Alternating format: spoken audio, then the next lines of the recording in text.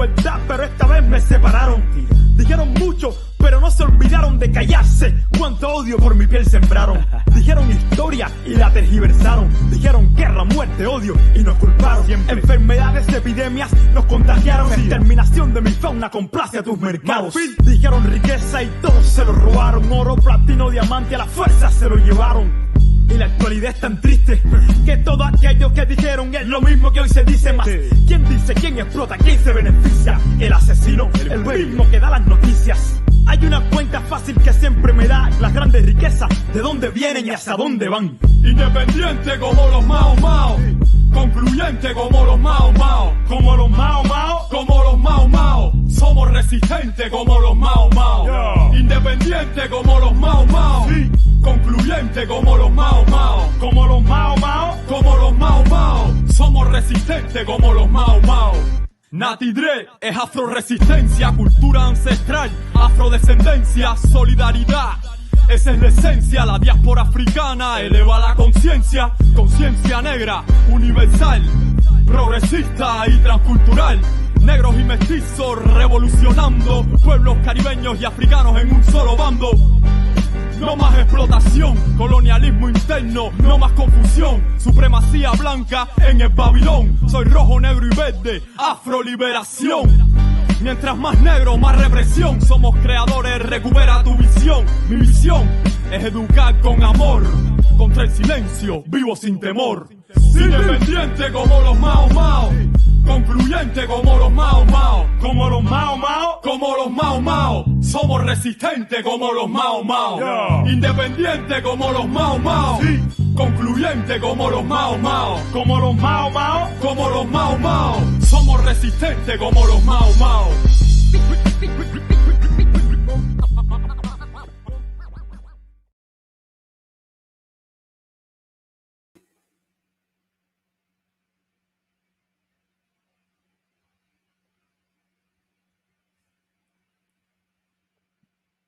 What's happening? It's the Rise Up Morning Show. What's good? Fernando, how you feeling, brother? What's good? What's good? I'm good. I'm feeling good. And I do have to, before anything, I do have to send a shout out to my wife today because it's her birthday. You know, shout out to my wife. And yes, your wife, happy birthday. Happy Earth Day to her. No doubt. And yesterday was our anniversary. So Oh wow. Yeah. You want us? What number anniversary? 9 years. Oh, Wow. Yes. She put up with you for 9 whole years. You're a special lady. Hey man. Now, I mean, definitely happy birthday. What's your wife's name? Udelkis. Happy birthday, Udelkis. And happy anniversary to both of you on the real. Now, I don't want to put your business out there, but you can stop me. I heard that your wife is a singer. Is that correct? That's right. She is a singer and piano player. Okay. From a pretty popular group, from what I hear, but we don't have to disclose if you don't want to. I'm just saying, you know, Fernando's like, yeah. And it's not in vogue. I know some of y'all thinking it's in vogue. It might be Destiny Child. But anyway, definitely shout out to your wife and family and everything. And happy birthday to the missus. You know, Natasha and I would sing for you, but we didn't get the memo early. Yeah, I didn't get my voice ready. Yeah, boy, it's going to take us a while. You know what I'm saying? You want to harmonize, Natasha? We good. Warm up. Okay. Maybe at the end. Okay, I'll make sure I get off early. So check it out, the Rise Up Morning Show, where we can sing happy birthday to you and your loved ones if you send us a check, cut the check, and all due respect, we'll make it happen. Stevie Wonder style. Yeah, yes, boy, look here. Always. Man, no other option. No other option? That's right. Stevie Wonder style. You might want it to be Helen Keller style if I'm singing, but it's all good. Nowadays it's I don't know if you know there's a little animated show on YouTube for children called Gracie's Corner. Okay, I do know Gracie's Corner. Yeah. Okay. Nowadays it's Gracie's Corner style. Is that the one with the grandmother on it or no? They have a grandmother on there, but it's mostly Gracie. Is she the one that's the MC or no? No, she's not. No. So it's a cartoon, but in all the we 0-2, Fernando. Go ahead. I'm sorry. My bad, man. I'm not. I know it's a child show. It's my nephew. He watches it, and I have all these like really young children around me nowadays, and so everybody's watching Gracie's Corner. They love Gracie's Corner because she sings like all of these songs about ABCs and 1, 2, 3s and all that other stuff, but like on like hip hop beats. Okay. Oh, that's dope. I might have to show that to my daughter. Yeah, I think she'll like it. Yeah. Okay, that sounds dope. Sounds dope. Shout out to Gracie's Corner. Hopefully, you know what I mean? There was another show that my daughter used to watch back in the day till we found out that the little black girl, the creator wasn't a black woman. It was Doc McStuffins. And there was a whole lot of nonsense. Right, I remember Doc McStuffins. But no, Gracie's Corner is a whole black family that created it. Yep. She's a whole black family. You know what I'm saying? Don't get it twisted. Not 5, not 4, not 3, just 2. We got this. Okay. A whole black family. All right. I hope we get a check from Gracie's Corner. We just did a whole. I know. We just did a whole promo for them. Whole promo. But I want to say we did have we had a cartoon on the platform called Uncle Devin Show, and hopefully shout out to Uncle Devin. He did like 7 episodes and whatnot. So I'm definitely going to reach out to Uncle Devin about coming back on board to the platform. You know what I mean? So it's a real dope piece that he had going. You know what I mean? So shout out to Uncle Devin. So we do have, authentic, independent, black folks that's really doing what they're supposed to do. But anyway, today is Free 'em All Friday.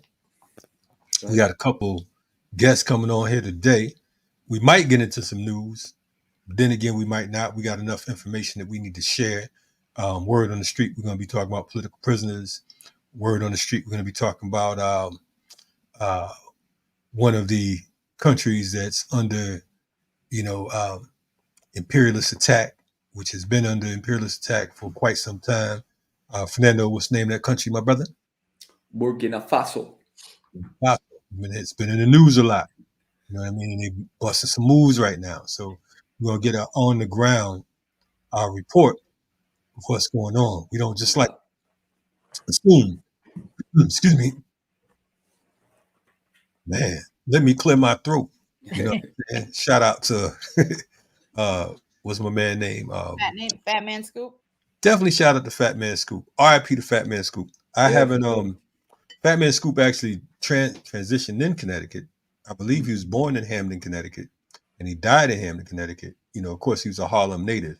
The last time I saw Fat Man Scoop was probably in the 90s. Yeah. We did a show in D.C. And I know I just got off topic, but I was trying to think about DJ Cool. But shout out to Fat Man Scoop for sure. I'm glad you said that.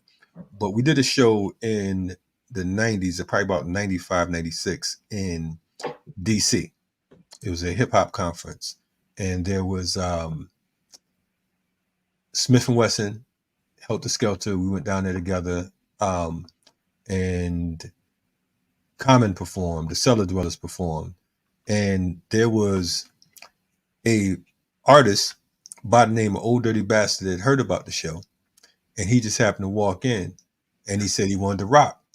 So they gave Old Dirty the mic in between time. And this is when Brooklyn Zoo was hot.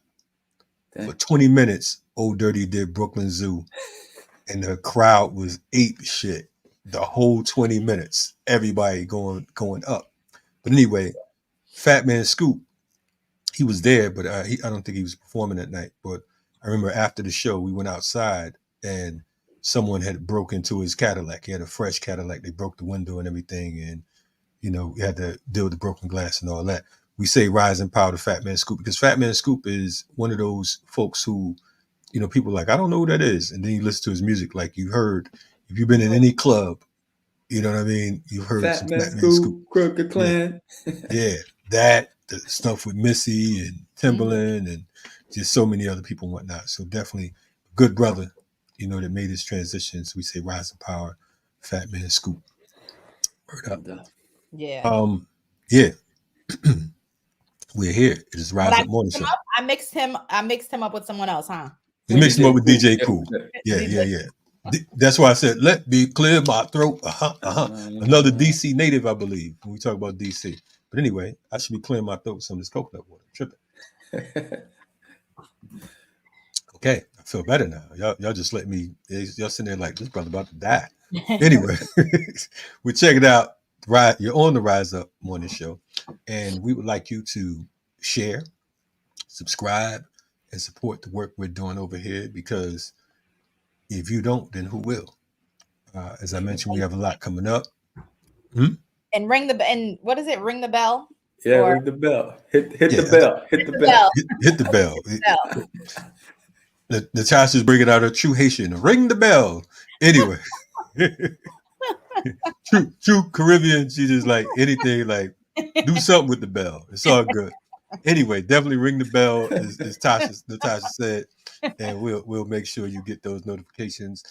There's a lot coming up this week. Matter of fact, tonight I have a show. And I mentioned this the other day on the other a few days ago. We will be talking about Young Thug. Yeah. We'll have infamous Sylvia, who is a courtroom reporter, vlogger, who's been following this case for the last 19 months. And we're going to get in to what's been going on with that particular case. And I know, as we talked the other day, some people are going to be like, Young Thug, is it brother? Not the rapper. Yes, Young Thug, the rapper.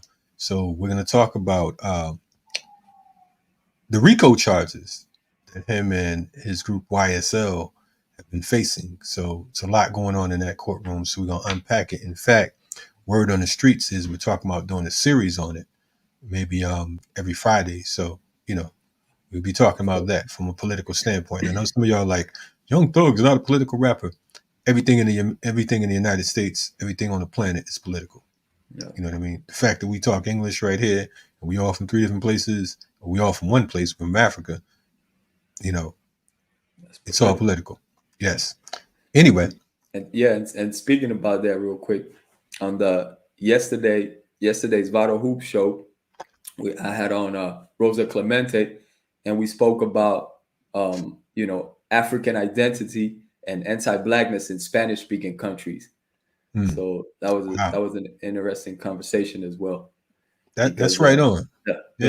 Yeah, so I definitely want to catch that show. So I got to catch it as well because we missed it because we actually on the morning show yesterday. Yeah, we talked about anti-blackness in spaces like Cuba and Colombia and pretty much all over.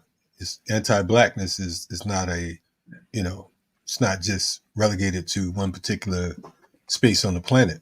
That's right. A lot of people get lost in the sauce with the whole Latino thing, right. and half of these people are conquistadors, they're colonizers, just like the English, you know what I mean? So and the Spaniards, right? Yeah, right. Exactly. Yeah. You can't get it twisted, man. I tell people all the time that just like when people think about America and within America, you have Black people, you have white people, you have, Asian people, you have all these different groups. In Latin America, it's the same thing. Just because you're in Latin America doesn't mean that there's not white people who are in Latin America, Black people who are in Latin America, and the indigenous people who are in Latin America. It's not just this one group. It's multiple groups, just like here in America. That's right. They all call themselves Latin American. Right. Go ahead. No, get down. I was going to say, and they push nationalism too the same way. Right, like, oh, we're all this, we're all Venezuelans, we're all Cubans, this and that. Meanwhile, you know how it is that our people, Africans in Cuba are at the bottom, Africans in Puerto Rico at the bottom, Africans in the Dominican Republic are at the bottom, and the lighter skinned people are doing better within society, and they try to say, oh yeah, it's all the same, we're all whatever. Right, and some people don't want us to criticize places like Cuba when you talk about anti-blackness, but to put it plain, if there was no anti-blackness in Cuba, then Fidel would have been unnecessary. You know what I'm saying? Indeed, we talked about, of course, Fidel was about class struggle. He represented Africa, so on and so forth. But when you talk about folks like Batista, you know what I mean? It wasn't like he was rooting for us. And the fact that we talk about slavery ending, I believe it was the second to the last country that officially ended slavery. That's right. So we got to keep it funky. That don't mean that we're talking bad about Cuba. Of course not. We love Cuba. We love the Africans in Cuba. We love those who resist tyranny and oppression. But we also know there's a class of folks in Cuba who are anti-Fidel, who are anti-African, and we got to keep it a buck. We can't just say, okay, well, we're going to act like we don't see this because we don't want, crackers over here to get any ideas. They know what time it is. Crackers are crackers no matter where they land. But anyway, we're going to go to a quick Black Power break, and then we're going to bring our first guest on. You're checking out the Rise Up Morning Show. Don't go nowhere. We know you woke because this is where it's at. All right, stay tuned.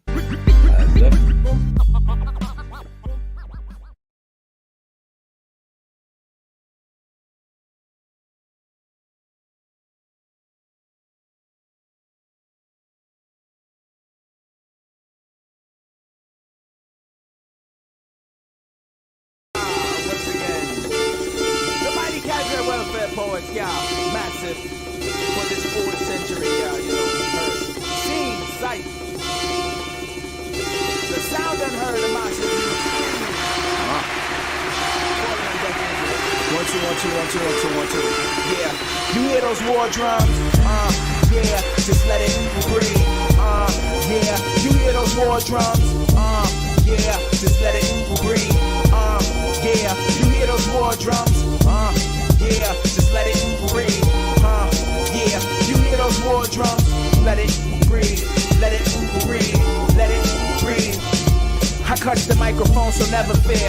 Cause Sunny brings atmosphere, breath of life into this battlefield. We call it Barrio Harlem. Gentrifiers is trying to steal like Sunset, South Bronx, and San Juan Hill. Until my homies island side, they hold the San Juan still. The murder of Philly Bento made it oh so real. But young Mike Tenderfoot in the books, chill with crooks till I changed my look and focus on what they took from my collective people. Fucking dogs, birthed in evil. Me and Ethan learn logistics of acquiring the Desert Eagle. Defy your back and Garvey inspired my raps, and Ray told me my shit was dope, so I assumed what I had was crack. And yeah, I hustle hard, we got the flow, so run with us. Just never stepped on our hand, homies, so they can bundle up when it's cold out. But why pedal dust for a couple bucks to the same knuckle fucks? Getting high since before the Knicks sucked. Totally remember ghetto living older me, not to mention the way my mama sat me down and scolded me when I was out of line. She said that I was born to shine, the last Harlem sun. If your lighters didn't follow mine, I'm from where we all know the poles is loco. Used to be where they won't go. Now we got the blocks they run for. Luxury condos, the trumpet sound that bring the bass like a tuba. Tommy Bungo, local daughters, the god alive Yoruba. And I run trick play so we can fool your Regos, Haiti, I go Cuba, Lexington Ave, shuffle to fly right through ya. Harlem maneuvers forever. Be on side, we'll slump you up and leave you near the MGR drive. Cause we are live, and before the blood of my veins run dry, you'll believe that a man can fly with wings that are made of fire. Set the wolves on you. The Jamaicans from Nevins, the Trinnies from Sunnyside, all the wops from Pleasant, the whole zoo of gorillas waiting on Lennox. Will the beast who serve you like a snack box on 111 WB. From Kinshasa to Tripoli, I hope that you reading me. I hope I reach you with my God-given ability over illusions and similes and uncanny agility when I'm wielding a guillotine. I'm trying to bring a balance and establish a symmetry before I lay in the cemetery or left behind bars in a state-owned penitentiary. Essentially for trying to free my country from capitalistic dependency. Screaming, mira caballero, que lío. Free Oscar and Avelino, hands on Vieques, move the people like Avisu. And we will reach freedom eventually, as long as you walk on a righteous path. Do the knowledge, don't be afraid cause it's only math. Go to college and don't be ashamed if it doesn't last. It's only class, homie, fail or pass. Keep your books read and straight from the life the Chris led. The BBT is conglomerate in the club fed. Shine light on brown and black owned businesses. Support your roots and you will grow like photosynthesis. They try to cut us down before you could get to this. So bear witnesses. I snatch your phonies, wood carved necklaces and say peace to the gods and the earth, the kings and the queens, the hustlers and fiends, and all my niggas stuck in between. They hanging on to broken dreams and failed promises. Hard times breed certified hood pharmacists or broken men with no grasp for the politics that keep them the victim. But yo, really it ain't hard to miss. Although it's easy to bitch, so niggas tend to do it. While change is a task and I'm tending to it. It's like a garden, I'm a farmer, man, I'm trying to bloom it. I'm trying to grow it. With this microphone, peep how I hold it. Others rapping song, check how I wrote it. I rep the welfare and I am a poet, you can quote it.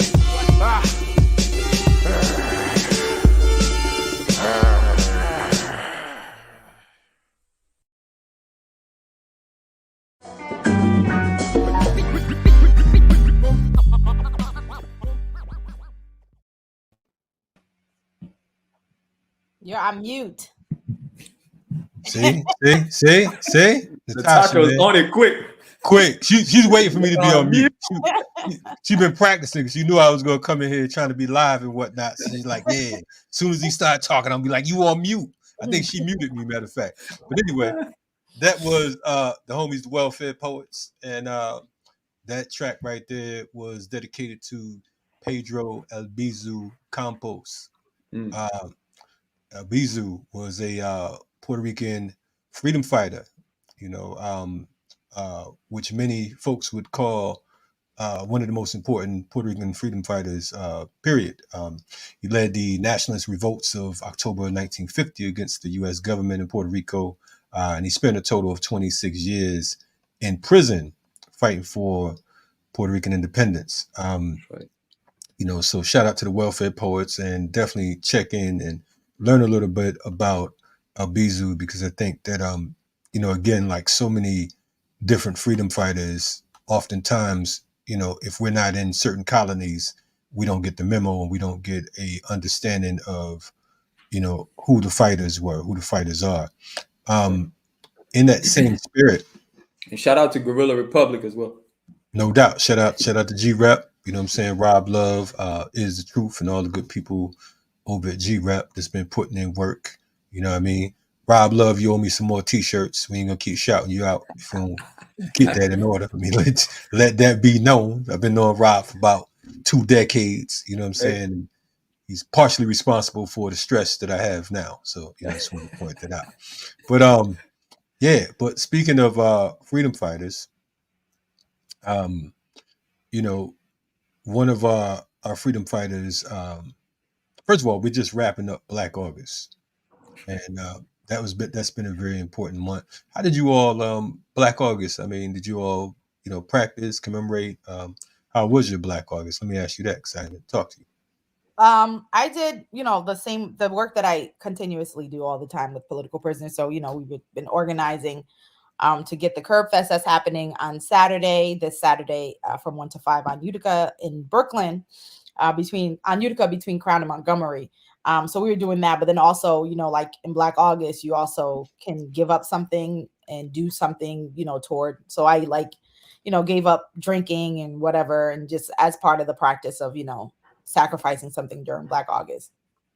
Word. How about you? Yeah, I got back into Asada's book a little bit.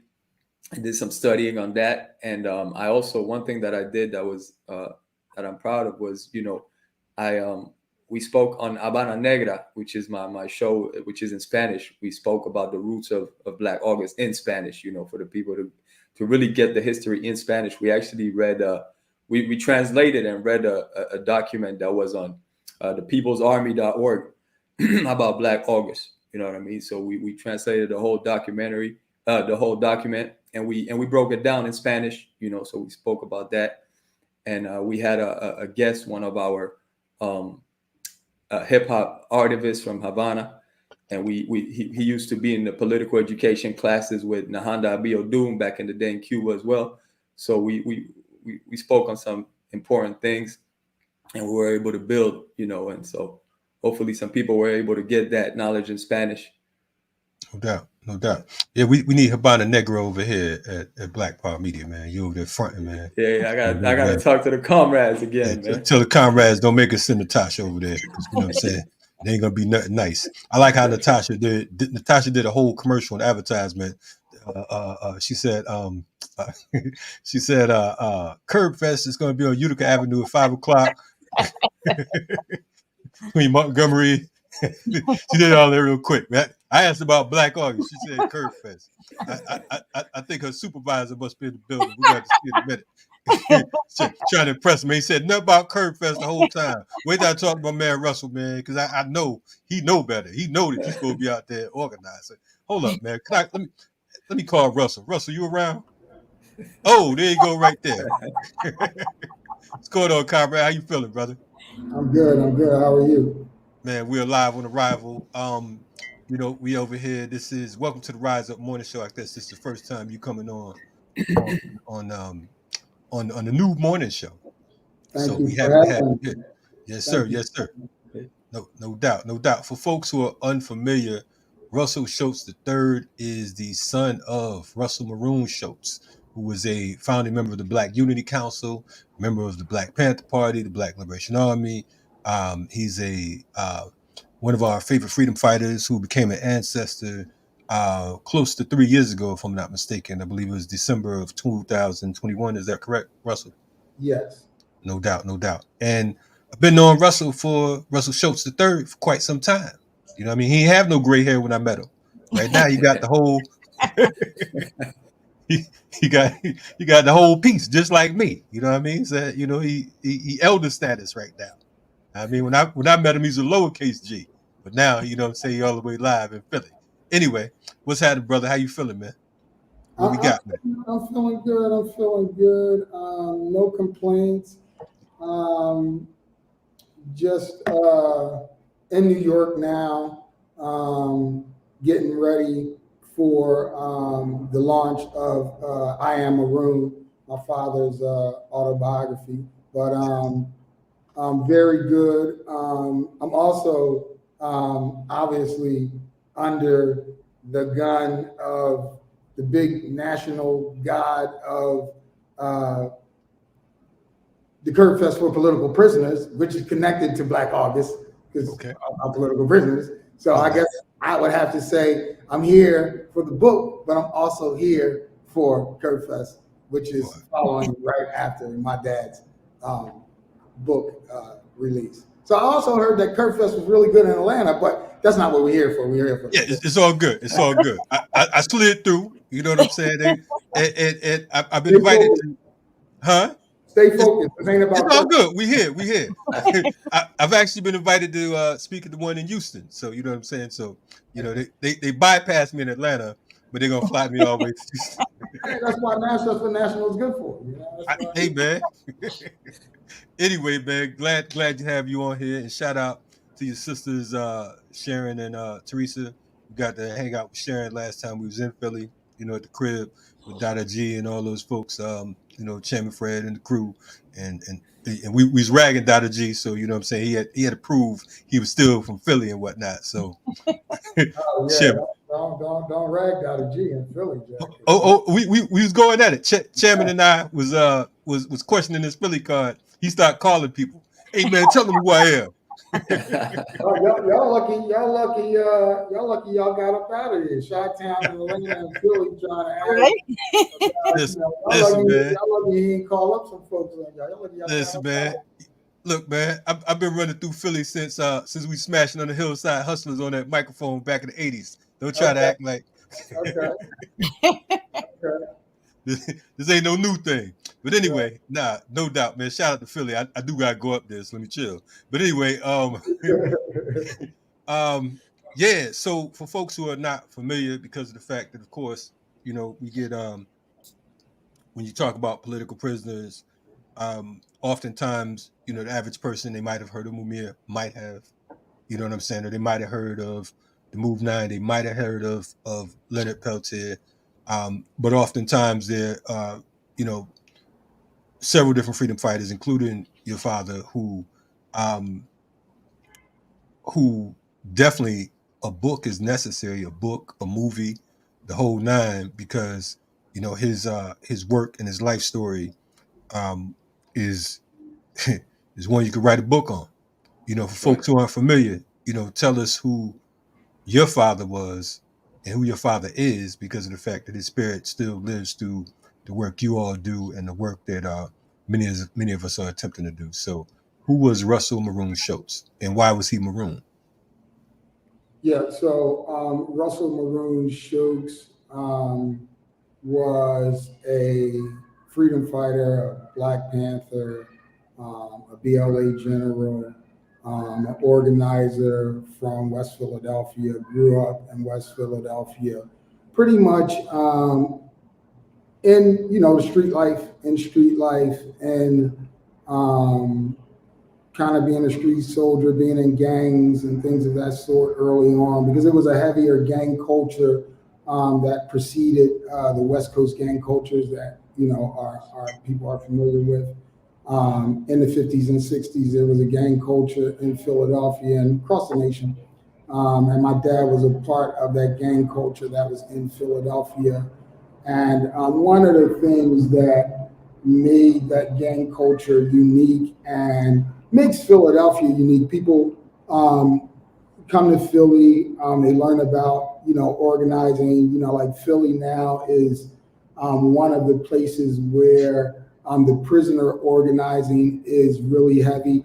And part of that also is because we had one of the most stringent laws around lifers, life sentences without parole, the number of life sentences given out in Pennsylvania without parole, the number of life sentences given out in Pennsylvania to minors or children.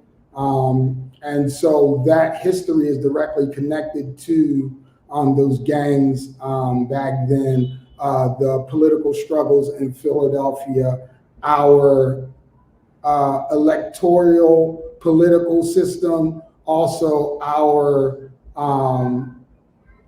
police and military system in the state, specifically Frank Rizzo. And so a lot of people aren't familiar with Frank Rizzo, but Frank Rizzo was the police chief in Philadelphia that at some point went electoral and became the mayor.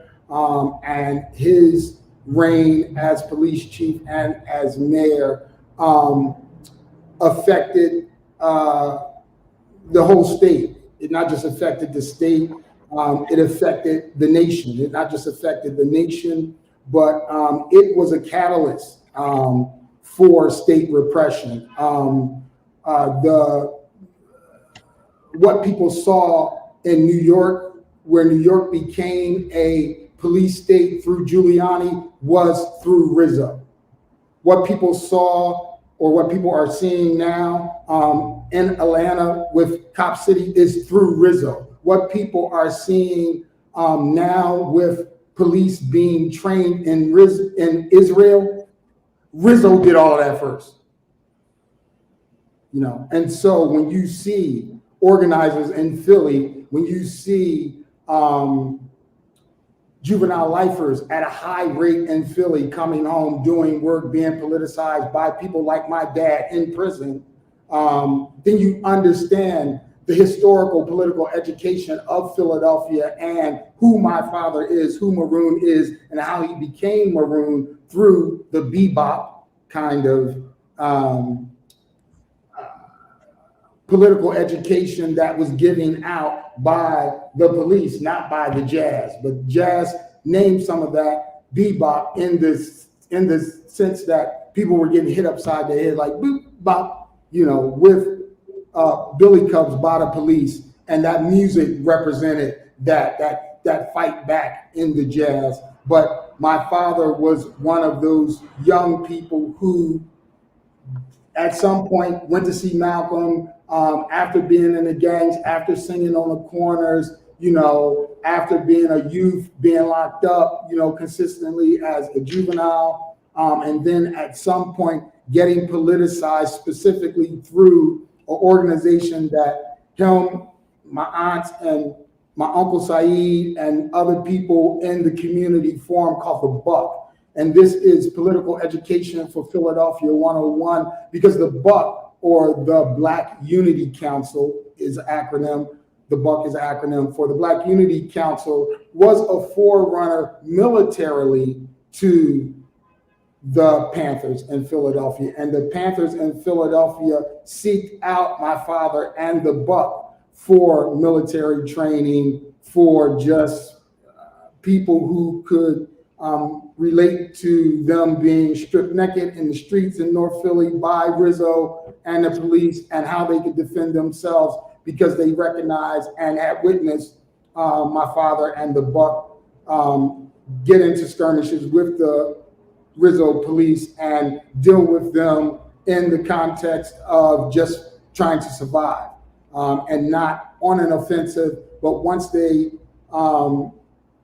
became more politicized, like I said, at some point my father went to New York and witnessed Malcolm X speaking. And I'll never forget my dad telling this story to me. It's like, and I could see it in him, you know, that he was like, I never seen anybody stand up to police and talk to police the way that Malcolm had talked to police. And ever since that moment, he was like, I'm going to not only talk to him that way, but I'm gonna deal with them, you know, like I'm gonna handle them, you know, just as regular people. They have no standing, they have no authority over me. There is no, I'm going to, especially in a liberatory situation, especially in a defending his people situation, especially in a righteous situation. If he knows he's not wrong, and this was something about Maroon, if he knew he wasn't wrong, if he knew he was right, or he felt in his heart that he was right, then he was going to go full 110, 100, you know, he's going to go all in, life or death, whatever it, you know, came to. And so Maroon is a young person who grew up in Philadelphia, went through that gang culture, got politicized, and at some point threw the buck, merging with the Panthers in Philadelphia. There was a call put out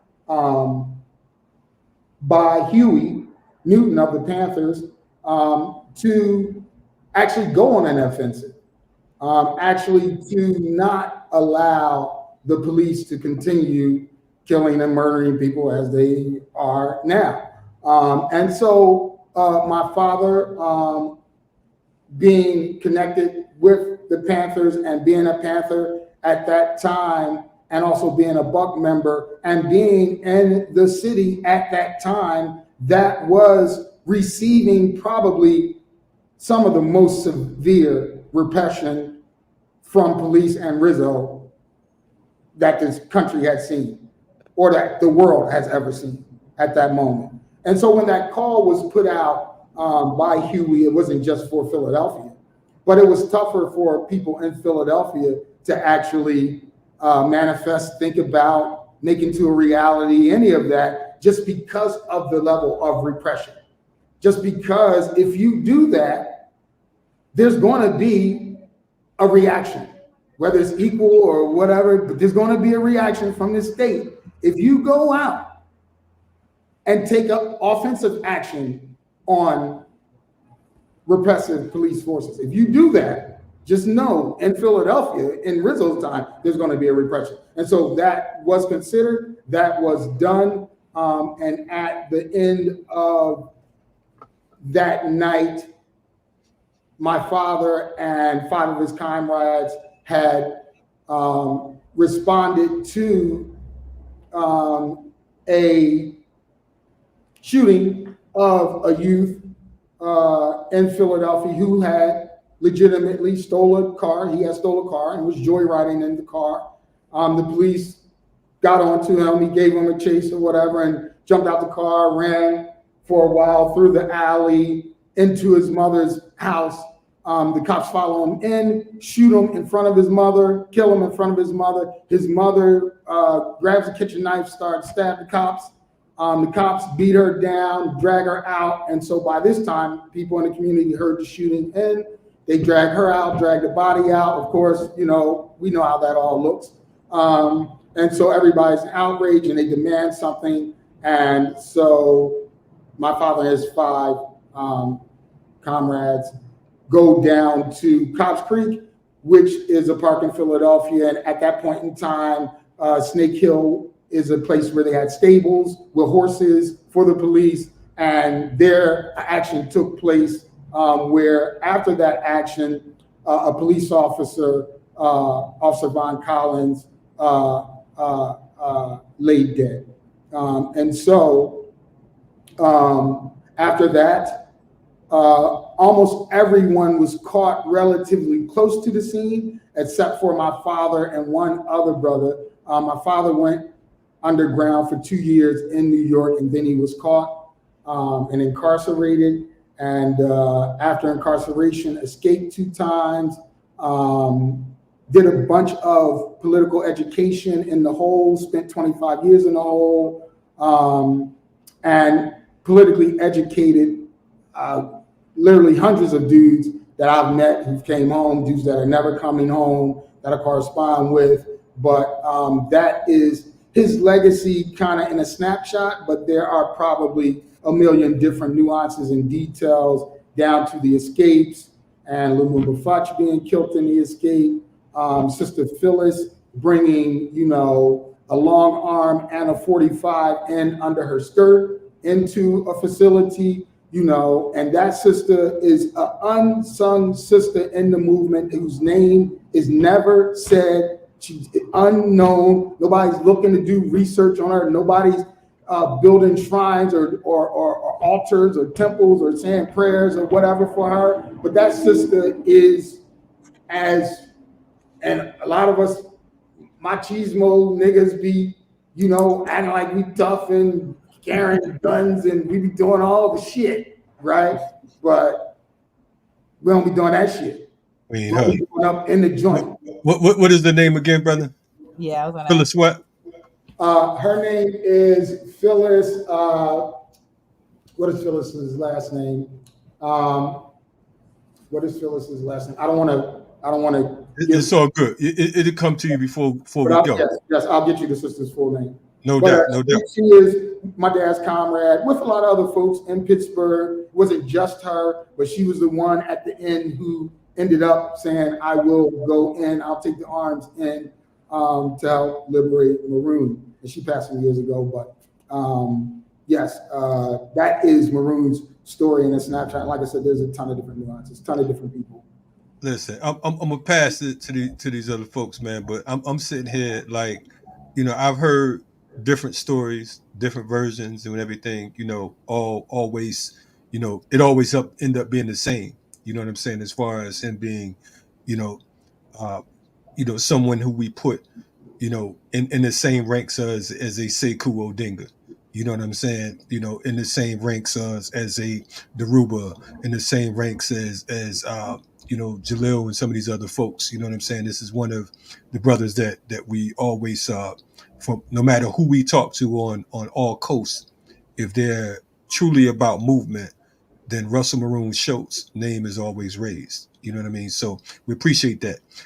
To the point of Rizzo, I think what folks don't understand either is, first of all, Rizzo was like the closest thing to a J. Edgar Hoover in Philadelphia. Just his because J. Edgar Hoover launched attacks and wars against Africans from Garvey to Malcolm to the Panther Party, so on and so forth. His shit is still being felt. And Rizzo was one of those, was a byproduct of him. But we also got to know that Philadelphia, when you talk about Philadelphia is one of the places where the earliest police departments were started, period. You know what I mean? I believe it was the third police department in the country, if I'm not mistaken, third or fourth, something like that. But even deeper back to the Quakers. Go ahead. Without a doubt. Yes. But I want to, it's so many different directions we can go to. You told me a story one time. We were all talking, and I'm going to pass the joint, and you can you can speak on it or you don't have to. I don't know whether you want to or not. But I remember you said you told us one time about running into that particular officer's son. Yeah. Do you want to talk about it? Okay, cool. Yeah. I'll talk about it. And so just in general, I feel like my dad has a mystique, you know, about him that intrigues people from all walks. And I've talked to, before I talk about Officer Von Collins' family member, I've talked to white militias. I've talked to state troopers' daughters. I've talked to prison guards. I've talked to a bunch of unlikely folks who, for whatever reason, have reverence for my father. So, yes, I'm in the street. I'm in the street time of my life. I'm not dressed in all white and spiritual. I'm in the street. I'm doing like real street. I got a white Cadillac. I'm in a white bossed up Cadillac. with all kinds of stuff in the glove compartment, you know, and I'm up north and I'm doing my thing. I'm diving in the back, some rooftop, I'm digging in the scene, you know, and so I'm, yeah, I mean, and they pull me over and I'm only, it's a police station right there. I just passed the police station, but I'm chilling. I'm in my zone. I don't have a license or nothing, but I'm Gucci. You related. I'm not even nothing. I'm Gucci with all of the shit in the glove compartment. I'm Gucci. So I'm, you know, so he pulled out, so I'm like, all right, I sat up, you know, and so he, so I said, yeah, you know, I left my, got my paperwork, but here go the, you know, the registration and the blah, blah, blah. And so he is like, oh, okay. He's like, oh, Russell Shoatz, okay, paperwork, okay, yeah. You left your license, whatever, okay, yeah, all right, okay, so we gonna, that's cool, we're gonna let you roll with all that and all that. Everything good though? Yeah, everything good. So he leans over and he says, you know who I am? And so I said, no. So he leaned over and showed me his badge and it said Von Collins. And I was like, oh snap. So I woke up because I was a little wet. You know what I mean? So I woke up, I snapped out of it. You know what I mean? And by the time I really snapped out of it, he was walking back to the car and got in the car and drove away. So I sat there for a minute. I mean, I sat there, I was like, oh, he going, you know what I mean? He going to circle back or something that's about to, you know, when they on me, you know what I mean? So I sat there for a minute, I just collected myself and I said, all right, whatever's going to happen, about to happen. So I pulled off and, you know, nothing happened. But that was one of many encounters with folks. Like I said, you know, shortly after, a visit with my dad, I get a phone call from like a white militia group in Pennsylvania, which at some point after the Randy Weaver piece, it was like super white militia groups, like all over. They still all over, but it was like really out. And they was like, we want you to come and talk to us. And I was like, what? And they was like, yeah, we'll pay you. You know, we want you to come and talk to us. I was like, talk to y'all about what? You know, they was like about how your dad escaped, about survival tactics, about weapons, about living off the land, about, you know. So I was like, how much you check for? You know, what we talking? You know, okay, we can talk a little more bread and then we can make that happen. So they talked more bread and we made it happen. You know, and so I was like talking to a bunch of white dudes, you know, with just two of my homies, you know, they strapped, but they super strapped. I mean, we walked into like a fortress, you know, but, you know, and they wanted to know. They just wanted to know. And it was prison guards and, you know, because that's the Klan and that's the white culture, you know. Yeah, they wanted the tips. They wanted the intel. I hope you ain't give them too much. I said I hope you ain't give them too much. Well, I mean, Russell, let me find out, man. So that's excellent. And so this is why I love the sister. And we got to give her more space. We need to shut up right now. But I did not, sister. And I think there is and even in war, a certain level of respect for the war and for soldiers on both sides. Soldiers are soldiers, people dying on both sides of the war. And in any war that you could look at, you can see where the competing forces at some point are gauging or weighing in, like at the weigh-in.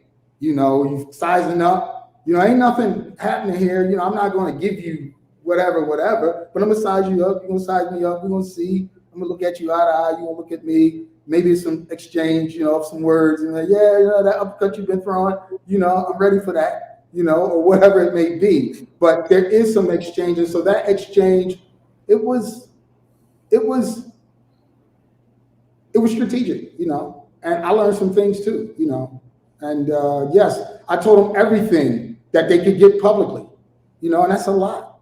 You know, if you look publicly, you can get a lot about my dad, you know. Those newspapers, the Pittsburgh Gazette, has a ton of stuff. These two chasing them, this is where they chased them at. They saw him, some tomatoes was missing from this lady garden. He picked them, he was moving through here. We saw him one night The fog covered him, then we disappeared. You know, like they got the whole, you know, the lady was tied up to the tree with her son. He came and gave her son a bath, you know.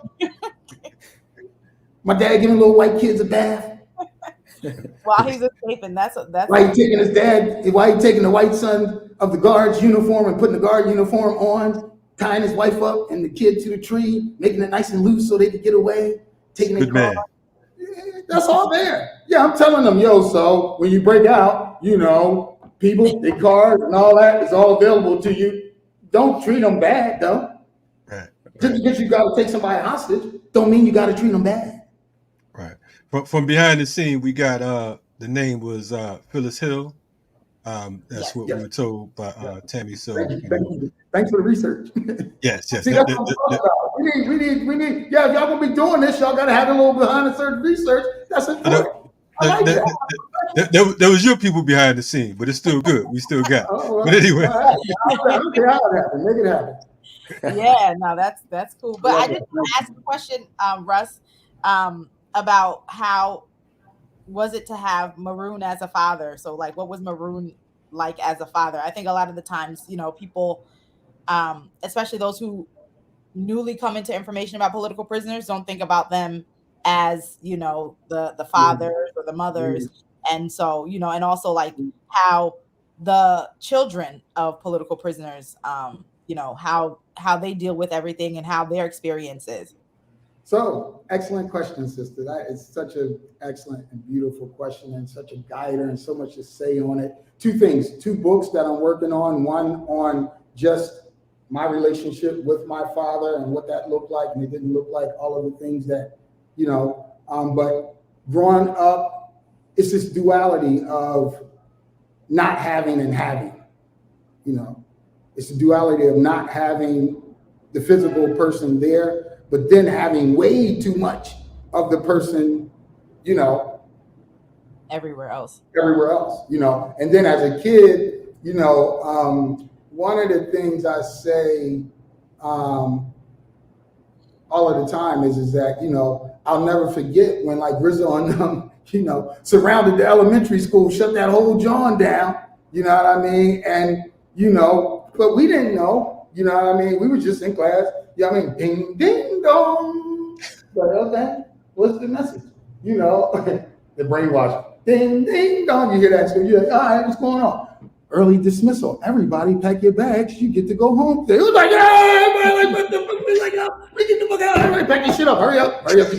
You know what I mean? We out here getting in line and shit. You know what I mean? We out of there. So we get out into the, you know, schoolyard and shit. The whole schoolyard is surrounded by police. So we look like, what the fuck is going on? Like, everybody's parents is out there to get you too. Like on early dismissal. How that happened? Well, they done called everybody. You know, yeah. Maroon done escaped from prison. Get your kids out. We coming. We search the school, and he lived right across the street from the school. So we going to ransack that crib, tear the house up. He probably in there. So I live right across the street from the school. I get out of school. Everybody go to their parents. I go to the crib that got all the police in it. You know, and they obviously, you know, ransack the crib, whatever. You know, so my mom gathering us or whatever and protecting us from, you know. But yeah, that's part of that childhood piece, you know. That bigger part, you know, just the not being there, but then it's like all of these things going young, you know. And so that, my dad has 7 kids, and so that has different effects on each of them differently, because we're all individuals, we all perceive, and, you know, and this story and how it landed on me, landed on everybody else differently. You know, but that's part of it. But also the second part, which is kind of a whole nother book, is just being the child of a person of struggle is just an interesting dynamic. Because again, it's going to fall on each child differently, and each child is going to react differently. I know a bunch of children of struggle from different movements, all the way from Black Power and BLA parents to Weather Underground and Asian children, of struggle, who all deal with it in different ways. Some people are really distraught and hurt and rebellious against movement actions and movement ideology and all of that, and don't want to hear none of that, don't want to deal with you, don't hate to see you coming, hate that their parents ever got into social justice work, and feel that social justice work has ruined their life and their family and who they are able to become or be. And that's for me, and to say that and for people to know that should be a reality of the situation, should be part of our political education in order to try to have better outcomes with our children, specifically in the movement, you know. And so I just came from a Panther Cub event in Portland, Oregon, where, you know, it was interesting to see how the Panthers rolled out there. You know, the OG Kemp, you know, put us on, met his family who went through things also. Son got locked up because you the son of Kemp, you know, and they locked him up, had him on some trumped up charges as the son of, you know, the main Panther, you know, out of Portland, and just, you know. And so I never got to talk to the brother to ask him how that landed on him, and that's a very touchy situation. You know, one of my favorite people on the planet is Kukua, you know, Asada's daughter, you know, and I love to build with her. I love to support her. I love to do work around her mother to try to bring that, you know, closure. But yes, so that's a second piece that I'm working on, basically, again, and not just Panther Cubs, but all of the children of struggle, and just documenting their stories, you know, just little interviews with them, and I'm documenting their, you know, struggles. And so that intersects with, you know, the last question of, like, the children of guards and police officers. Recently, a state trooper who was in the chase on one of my dad's escapes and helped catch him or whatever, and was kind of, you know, like, yeah, Court Shoatz or whatever. But his daughter reaches out to me and is like, yeah, I've been following you on Instagram or whatever, social media or whatever. And my dad was this guy, and gave me the whole rundown of her dad. And I was like, could I talk to you about situations that happened with my dad and your dad, and those situations I think affected me and my mom, and how my dad treated my mom, and blah, blah, blah, blah, blah. Wow. So yeah, come on with it. Come on. Well, is it possible that my dad is still living right before he passed? It's possible I can meet your dad. I'll ask my dad. That's up to him. I asked my dad, I said, you know, the sister, you know, white sister from Pittsburgh area, her dad was a state trooper, his name is blah, blah, blah. He's like, I know him. So I was like, oh, snap. So I was like, is he good or bad? He was like, he ain't good, you know. So I was like, all right, well, you know, it's on you. You want to rap to her or not? He's like, yeah, I want to rap to her. You know, so they start rapping, you know, and so the whole time, you know, she just like, you know, like, you know, like, I love your dad. I'm in love with your dad. You know, your dad is helping me to restructure my family, my ideology around how I was brought up, my whole thought system, you know, how, you know, my family is all because of my dad and his, you know, work, and how he did his work and how he brought it home. And, you know, and so that, again, is just intersectional to, you know, the hostages tied up to the tree. And it's just a history of that, you know. So I think one of the things that I'm going to be saying about my dad is about his spiritual mystique and his ability to be able to cut through a lot of what it's hard for us to cut through, you know, and to get at people that are hard to reach, you know, and what is the science of that, you know. And a lot of it is just work. A lot of it is just, you know, just the wall, you know. A lot of it is people just seeing and being like, oh, okay, you that dude, you know. And of course, some people are gonna love it, some people are gonna hate it, you know. But there are quite a few people that I would expect to hate it, that are like, So Von Collins's granddaughter, so the cop who was killed in Philadelphia, his granddaughter is interested and she's going through another source. I'm fine, whatever. She's going through another source. She wants to learn about Maroon. She wants to understand how her grandfather got shot by one of my father's comrades of my father. That's a whole nother question about the Philly Five and them not actually knowing who the shooter was, and them never divulging still who the shooter was. Now, my father has passed away. My Uncle Saeed has passed away, you know. So even as a child of a person involved with a shooting, that was always a question that I would pose to him. You know, like, was you the shooter? Just on the low between me and you.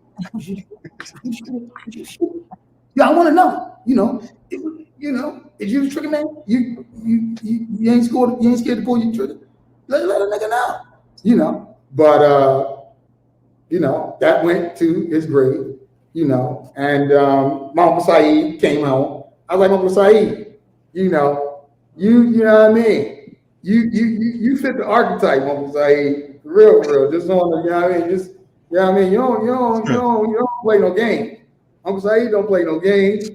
He ain't play no games while he was locked up. You know what I mean? He ain't play no games. Saeed don't play no games. So I asked him when he came home, you know, we home, you know what I mean? I know they probably got our cribs bug, but just give me a signal or a nod or, you know, whatever, but that's hey, yo, Russ, you're insane. Let me start with that. I've been knowing this dude for a long time, and this is probably the most open I've seen you get in quite a while. You know what I mean? Yeah, well, I'm trying to give y'all the goods. I'm trying to give y'all the goods. No doubt. So bust it. We do have another guest. I want to let Fernando ask you a question. I know I hijacked the majority of the joint, so I apologize. I'm gonna blame it on you for showing up late. But and we definitely gotta get you back on here. We're gonna have Fernando pose a question, and then and Fernando's in France, by the way. You know, that's where he's located.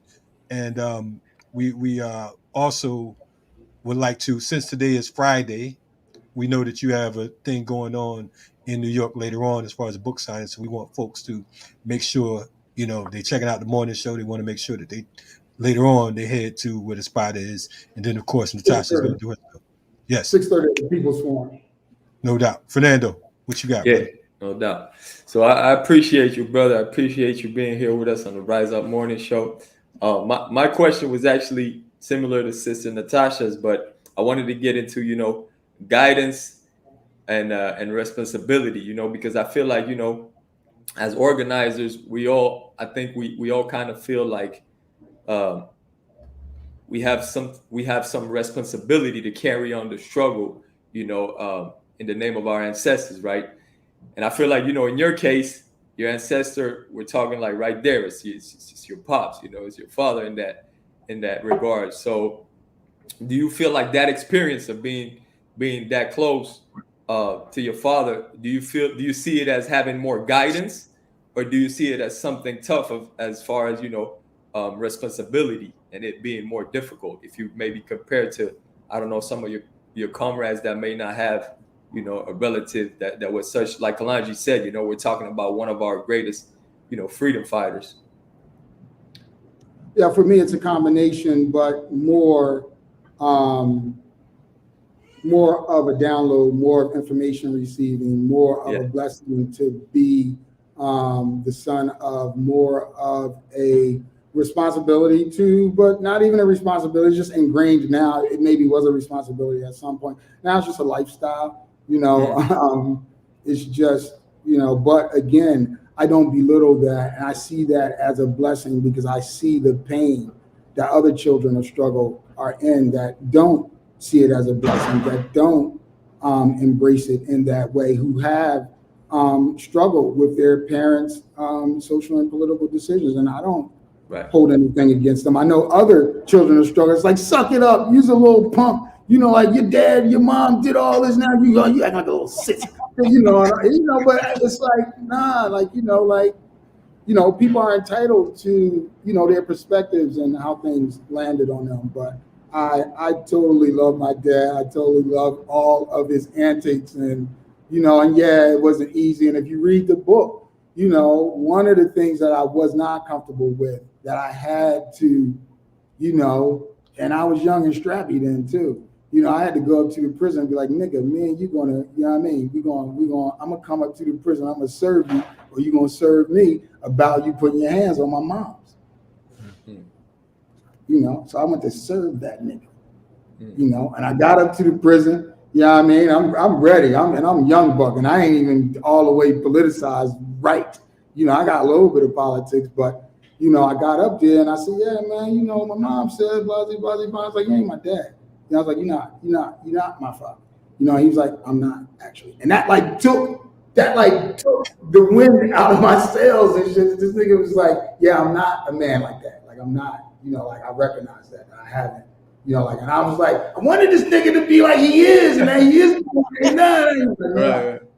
You're right. Yeah, he's like, damn, I'm fucking up. You know, maybe I, you know, should have did this. I'm like, this nigga, I know I didn't mean the rumble, you know, but you know, and so yeah, I love I'm glad it ended that way, because I'm sure you got your ass whooped. Because yeah, all up in the vending machines and shit, and, you know, that put some coins in to get your ass out. Maroon beating his kid's ass in the fucking visiting room and shit, you know. And what you said is important, because as men, as young men, as you know, boys, there come that time when we think that we can test. We have to. We guess. That's That's the lion covering the lion. Yeah. And my big 250-pound son, I'm waiting for that, and I got Maroon shit. I'm really like, no, nigga, I don't want to fight. You're right. Man. Hey man, just the flyer right here. You know what I'm saying? Tap in. I am Maroon Russell Shoatz. Make sure you get the book. I mean, they got a lot of dope folks on deck today. We know Nejma's gonna be rocking. You know what I mean? So that's a good thing. Make sure you get the book. Hey Russ, man, you sold the book. I mean, it's like I'm about to get a couple copies my damn self. You know what I mean? He laid it out so well. You know what I mean, that it's on point. Definitely an honor. Pleasure to have you on here, comrade. Congratulations, you and the family, indeed. You know what I'm saying? Always, whatever we can do. Thank you, comrade Kalanji. Thank you, sister. Appreciate you. I can't thank the sister enough. The sister is. You better, because she made us redo time to get you on here. Like, no, we're doing it this time. And I was like, "Is you gonna be on there?" Yeah. Why are you calling me? Kalanji. Oh, you gonna be on it? Oh yeah, listen. You see, I bring him and he give you all the goods, you know. Usually don't. Just so and Shay sold me out as usual. Now see, Russell and I, we was cool back when he lived in Brooklyn with him and Kamel was chilling together with the brownstone. I ain't forget. They was living like La Vida Loca out there. I'm like, damn, this how the movement live? But anyway. But definitely, man, we appreciate, you know what I mean, you bringing it to the table and everything. We're definitely gonna have you come back on. Success on the launch, and definitely make sure Natasha gets the link, and we'll put it in the chat for folks to go ahead and purchase the book as well, brother. We appreciate you. The family, we appreciate you. No doubt, brother. Be safe, man. Thank you. Hi, Teresa. Natasha. Yeah, this happens a lot. I'm trying to figure this thing out. Every guest Natasha brought on, they treat me bad. But when she come on, oh yes, oh honorable sister. I see how this thing works. Hey, the sister, you know what I mean? The sister do the work. I know we'll do shit. Get your ass up on stage. I'm stealing off Natasha gas. I'm breathing Natasha hair up in here. We out of here. That was Russell Shoatz III, and as you can see, he crazy as ever. We're gonna take a Black Power break. We have another guest coming up that's been patiently waiting in the background. So we're gonna take it to another freedom fighter that we love, Imam Jamil Al-Amin, formerly H-Rap Brown. Stay on point. Free them all. Rise up.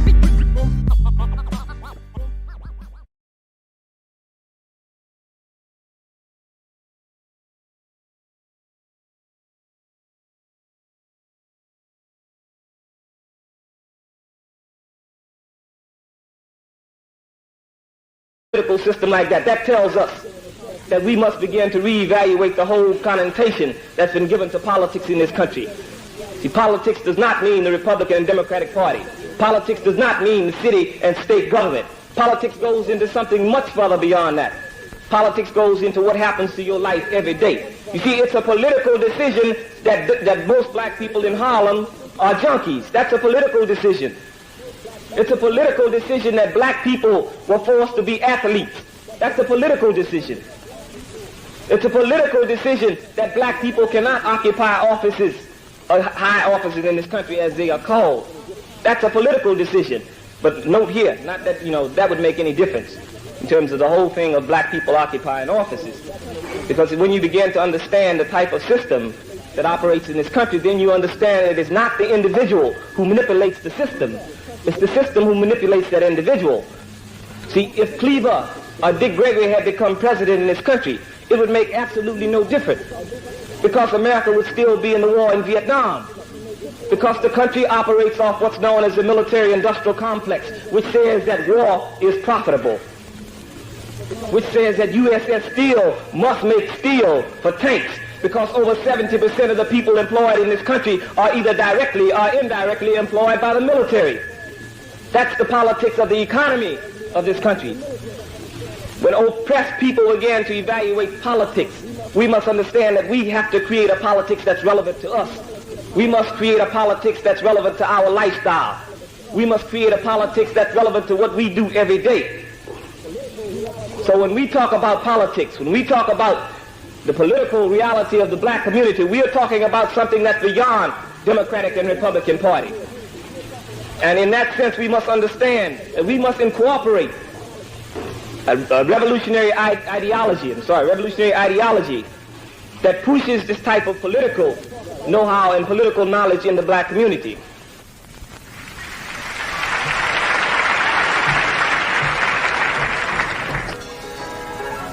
I want to talk about that ideology at this point. And it has to be an ideology of revolutionary nationalism. See, this country fosters the idea of competitive individualism. In other words, like he divides people. He divides. He tells you, be an individual, do your own thing. You cannot do your own thing if your own thing is not the right thing. You cannot do your own thing. You have to understand, one of the most counter-revolutionary things that came out last year was the whole slogan of do your own thing. This is what black people have been doing for years. Now, if your own thing does not happen to be the thing that's right for the struggle, then it's incorrect. You can't do your own thing. See, people run around here talking about, I'm going to do my own here. The junkies standing on the corner nod and say, I let you do your thing, let me do my thing.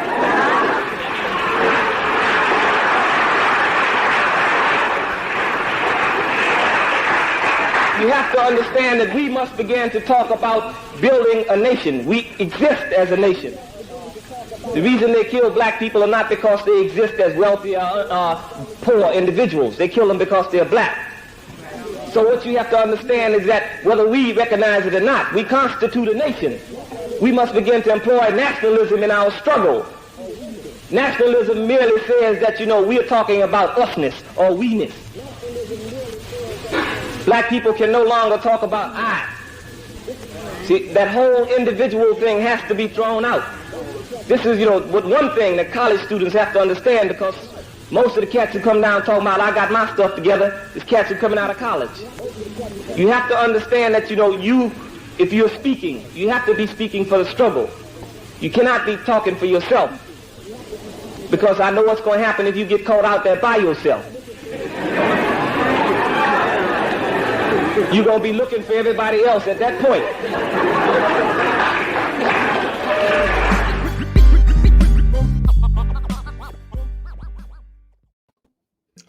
What's happening? This is the Rise Up Morning Show. You know what we do around here. I think I played that clip yesterday. You know what I mean? But it might have been a mistake. It's all good. we gonna blame it on Isaac. I think yeah, Isaac that's right. in love with Imam Jamil Al-Amin, formerly H-Rap Brown, and we all love H-Rap Brown. We love Imam Jamil Al-Amin. So if you heard that yesterday or the day before yesterday, don't trip. You needed to hear it again. You know what I mean? You and again and again. Time. What'd you say? you can catch something different this time. That's right. right. See, look at that. Yeah. Natasha, see, now I didn't know Natasha was a celebrity. You know what I'm saying? Been on Russell for 138 years. Now all of a sudden he get on here and all googly eyed and everything. We had to talk about that behind the scenes. Russell. But anyway. That's not the first guest that act that way, huh? No, it's not. No, it's not. It's not. I'm not gonna call other guests out. The brother from the UK. I'm gonna say that. I'm not gonna. He's like, yes, he changed his accent. I didn't even know the brother talked like that. He talked like he was speaking French and everything. I'm like, oh, okay. But anyway, shout out to that brother. I don't know what Natasha got in the coffee cup. She got him swooning and whatnot. That's the herbal tea, man. Come on. It's herbal tea. Exactly. That's herbal tea.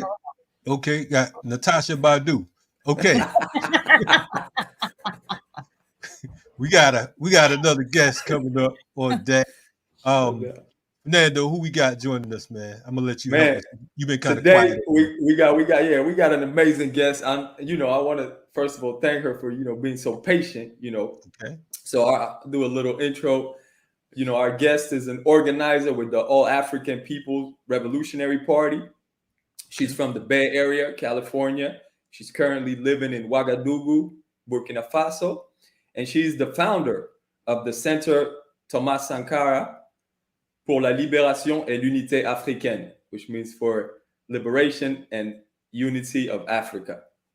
Okay. And this center is a Pan-African library and political education center. Our guest is Inem Richardson. Inem, thank you for joining us today. We appreciate you being on the Rise Up Morning Show. How you doing? Greetings. I'm well. Thank you so much for having me on. I'm happy to be on. Good morning to you. It's evening to me, but I realize based on the name of your program that you're starting your day. Yeah. Peace, Inem. Good to have you on deck. Yeah, nice to meet you. And we're not gonna. I'm happy to be on. We're not gonna hold you. Since you're from the Bay, we're not gonna talk about you too bad. But definitely appreciate you coming on, joining us. Yeah. No it's doubt. My pleasure for sure. Okay. This is definitely an international show. And so we do have you live from Ouagadougou, right? And we appreciate that. The last time, first of all, I do want to shout out Comrade Kosi. Kosi, he helped us make this happen. Shout out to Comrade Kosi of the All African Revolutionary Party.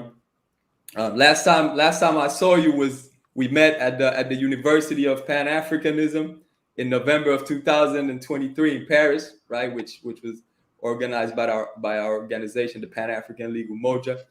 And I remember during your intervention, you spoke about the importance of people, joining revolutionary organizations, right? So that was a great intervention. I want to salute you for that and the importance of that. And speaking about that, I would love to ask you first, what is it like for you living in Ouagadougou in Burkina Faso? And to begin just by talking a little bit about, the Thomas Sankara Center that you're a founder of and the work that you do as far as that. And also, I believe that, you're now building a second one in Niger, if I'm not mistaken, right? So if you could please tell us a little bit about that. Yeah, I mean, there's so much going on. It's hard to know where to start. But I'll say living in Ouagadougou is surreal right now. I mean, it's just like, as somebody who grew up in the snakes, it's incredible to be in a country like Burkina Faso, where I'm pretty much surrounded by people who absolutely love and adore the country that they're living in and are like fighting so hard to defend it. It's such a different experience from the one that I had growing up. So being out here, it's like, it feels like it's a different reality, entirely. Things are so hot in the Sahel right now. It's hard for me to know sometimes, like what people on the outside, like what information people get, because I've been out here for a few years now, and so this whole struggle that's being waged between the three countries, Burkina Faso, Mali, and Niger, that are having this anti-imperialist revolution. It's kind of become my world a little bit. So I don't always know like what people on the outside, like what information they're getting. But I'll just say on the ground here, it's just incredible. I mean, I spend a lot of my week with young people. I mean, it's a young population very young population. So I'm around people who are like 15, 16, 17, 18, 19 years old. And these are young people who are saying things like, I would die to liberate, Burkina Faso. I would die to liberate Africa. That's coming out of the mouths of teenagers, and it's not even a rare thing. Like, this is something that people say around me. I'm in an environment where it's like, there's different levels in terms of people's engagement. So my comrades at the Thomas Sankara Center, like, we're all in, we're organizing every day. But if I go to, like, for example, the marketplace where people buy like fruits and vegetables and this and that, people are talking politics there. People are talking about, like, we need to get rid of the imperialists out of Africa and we need Africa to unify.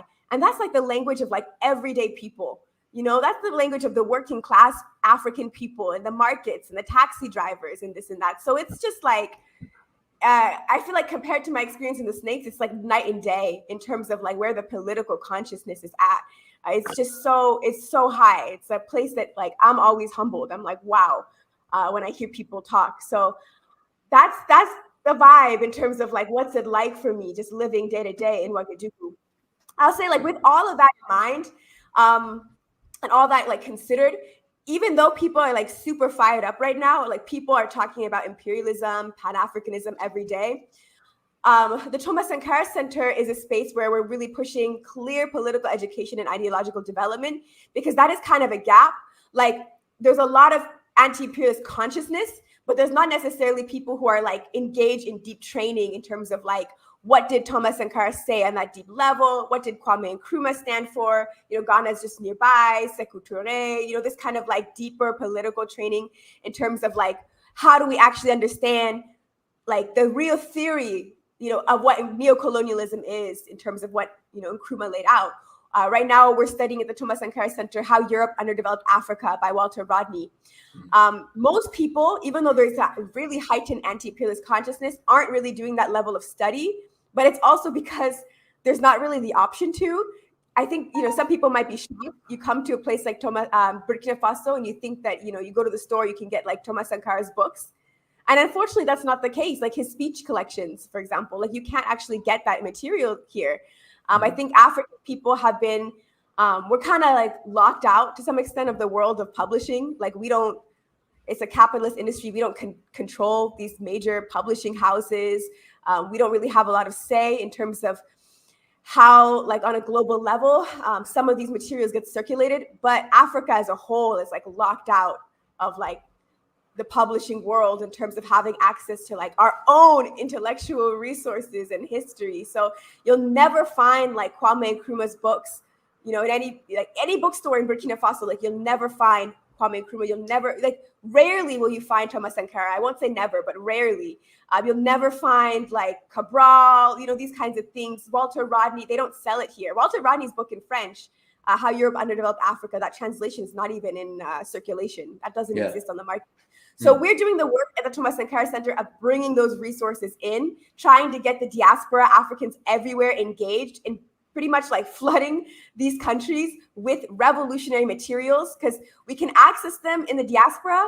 I think not every African's taken advantage of how much access we have to these materials, but we can generally access them, versus here, the need and the desire is like so extreme, but the actual availability is like so low, and so we that's why we have this library that we've opened out here, which is part of what the Thomas Sankara Center is, and that's why we're opening one in Niger. And I don't even know. I know I'm kind of going on, but there's so much I could say about Niger. It's an incredibly revolutionary country. I went there earlier this year, and like it is not like how I expected. If you Google Niger, it's like Niger is supposed to be either the poorest or like the second poorest country in the world. It's always like in the rotation. And there's like never good media in the West about what's going on in Niger. It's like, even as somebody who lives in Burkina Faso, I was kind of scared to go because of how bad the media depiction is. And so when I get to Niger, and it's like, the vibe feels like it's just this liberated zone. And it's like, people are just so militant. I mean, I've been to more than half of the countries in West Africa right now. I haven't been to a country where the masses of people are as well organized as they are in Niger. So it's like, I don't know. I just feel like English speakers probably just don't have access to like the level of struggle that's going on the continent right now in these three countries, French-speaking countries in particular.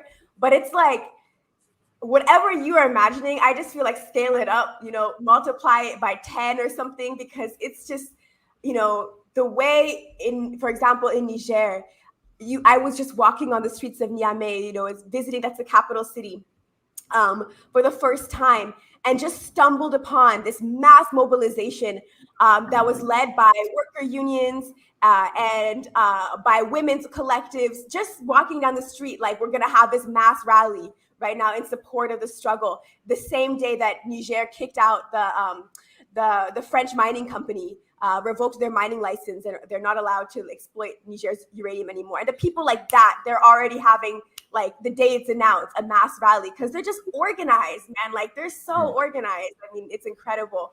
So it's a really, really amazing time in the Sahel right now. And I wish people knew more about what was going on. I'll stop there for the moment because I just could go on. Go ahead. No, I was gonna say, I think like you have said so much, like, you've shed light just by you talking right now on, just giving what you've given. Like, you've shed so much light on stuff that I know I haven't had no idea about, and I'm sure that tons of other people have no idea about from the ground in terms of what's happening and like the importance of it, which is amazing. Yeah. So even just those comments that you made are already like up here from what we receive on the daily. But go ahead, Fernando. No doubt, yeah. And to bounce off of what Natasha was saying, I think that information is crucial. And it's not even just English speaking, because I'm over here in France, and even here in France, we're not even getting a lot of that. As far as even in French, because we know how the Western media works. The imperialist is the imperialist, whether they speak French, Spanish, English, So thank you for that. There's a couple things I wanted to touch on. I wanted to get a little bit deeper into, because a lot of people focus on the military aspect, and the government, which is key. But like you said, the people. I wanted to focus a little bit deeper on the people. And I understand that there are like revolutionary committees right now in Burkina Faso that have been, that are led by the people, that have been people taking initiative to have, revolutionary committees. So yeah, I would like to know a little bit more about that, how the people are working on behalf of this revolution that's going on. And also the one thing that I heard that sounded amazing to me was the reality that now, whether you're from Niger, from Burkina Faso, or from Mali, you can go in and out of those countries. Like, it's all one Africa within those three countries. So I would love for you to expand on that. If you've been able to witness that a little bit, you've seen some brothers and sisters, be able to move. And yeah. Oh my gosh. Yeah. I mean, the people are just really well organized across the three countries, Burkina Faso, Mali, and Niger. So I'll say, living here in Burkina, one of the biggest people's organizations, it's actually a network of different organizations that is called the Citizens Night Watch. In French, it's La Veille Citoyenne. So my best translation is Citizens Night Watch. Maybe you could correct me, but it's like in More, the local language, they call it the Waiya. So maybe if you watch other things, you might hear Waiya as another term. It's modeled off of the Committees for the Defense of the Revolution, which existed in Burkina Faso in the 1980s under Thomas Sankara. And those committees for the defense of the revolution are based off of the Cuban ones. So there's like a line of pretty much inspiration tied to the Sankara era and tied to Cuba.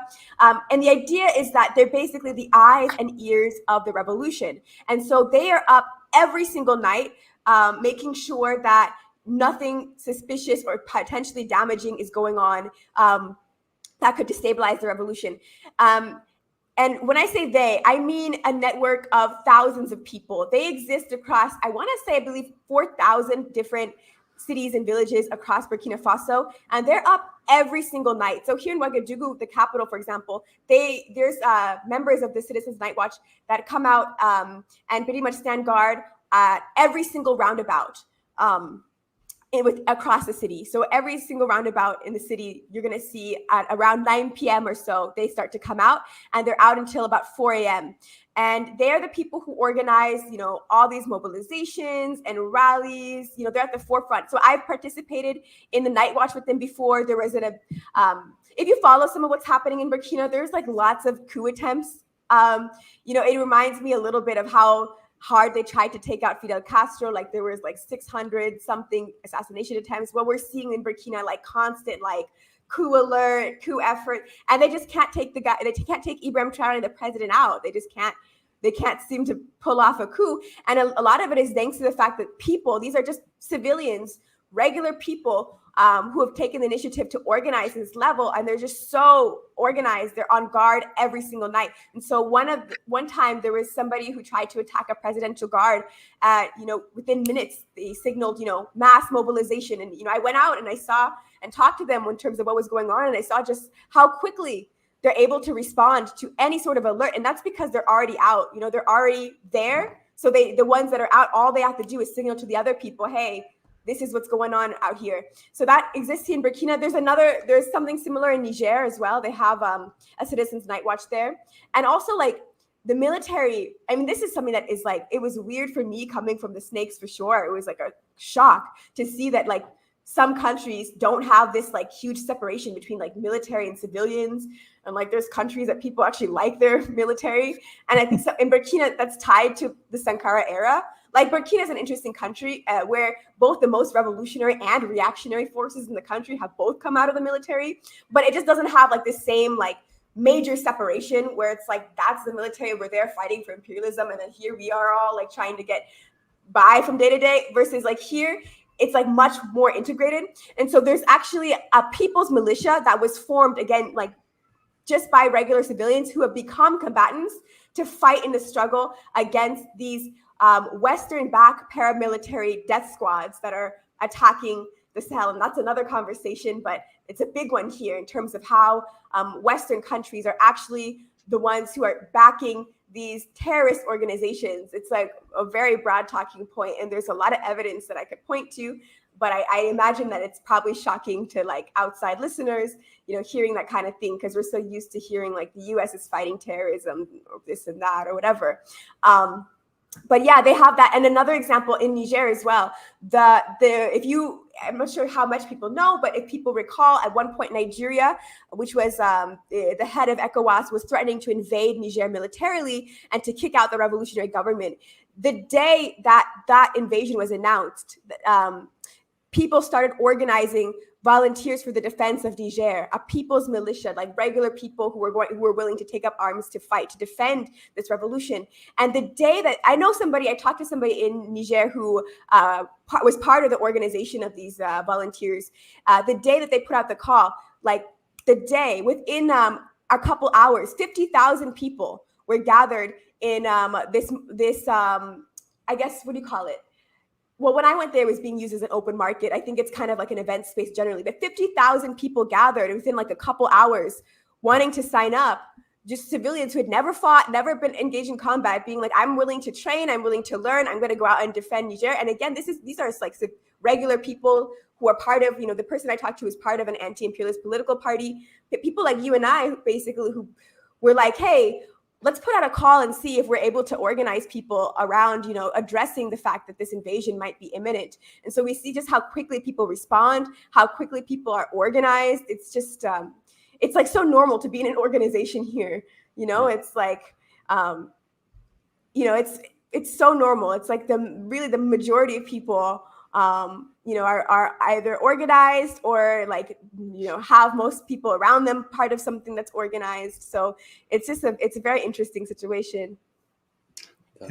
I want to say first and foremost that we're proud of you for your work, and being bold and brave enough to say, I'm coming from the West Coast of the U.S. and I'm gonna open this Thomas Sankara Center. And to see that you are that you're putting political education in the forefront, but not just political education here in the States, but being able to travel to the Sahel and want to advanced political educational content, which is totally necessary. I've been arguing for years that if we're going to talk about reparations, then reparations should start with, the West Coast of Africa and other places demanding, demanding those brothers and sisters who were kidnapped, enslaved, held captive, so on and so forth. That should be a no-brainer if we're going to talk about reparations, because that was damage that was declared, so on and so forth. I want to ask you, Ibrahim stepping in the game, 34 years old, with this cool situation, gangster moving around like he from Brooklyn somewhere, you know what I mean? Damn near as cool as me. I'm gonna have to give him that. You know what I'm saying? He's close. I was just going to ask you, man. It's brothers in Brooklyn that's moving like the brothers in Burkina Faso, man. I think you're right about that. I don't even know why I even gave Brooklyn no credit. I'm tripping on that all the way. Anyway, I meant Bridgeport. Watch your mouth, Dan. Chill out. Anyway, I want to ask you, him being such a young leader, the youngest president in Africa, on the continent right now, if I'm not mistaken, and according to their rules, the second youngest in the world at this point. I want to ask you, how has it boosted the morale? Because you talk about being around the youth, which as we say, elders for counsel, youth for war. How has that boosted the morale of not only yourself, but of other comrades and potential comrades? You spoke about, brothers and sisters that ain't never spit, let alone fought. You know what I'm saying? They like, yeah, let's gather. You know what I'm saying? I'm down. How's that affected and boosted the morale? And how would you say, not only in the Sahel, but on the continent as a whole?